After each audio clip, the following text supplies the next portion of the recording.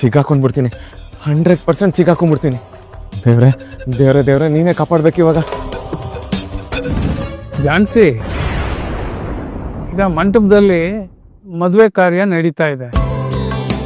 ನಿನ್ಗೇನು ಅನ್ನಿಸ್ತಾ ಇದೆ? ನೀನು ಮದುವೆ ಬಗ್ಗೆ ಯೋಚನೆ ಮಾಡ್ತಾ ಇದೀಯಾ?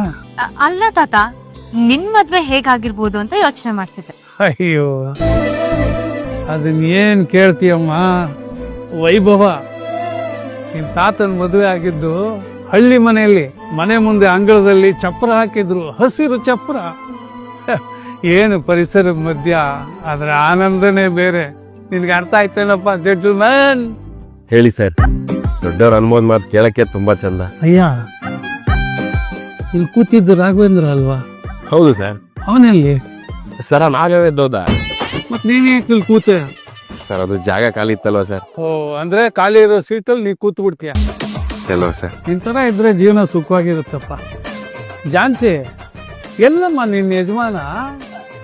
ತಾತ ತಾತ ಅಲ್ಲಿದನ್ ನೋಡ್ತಾ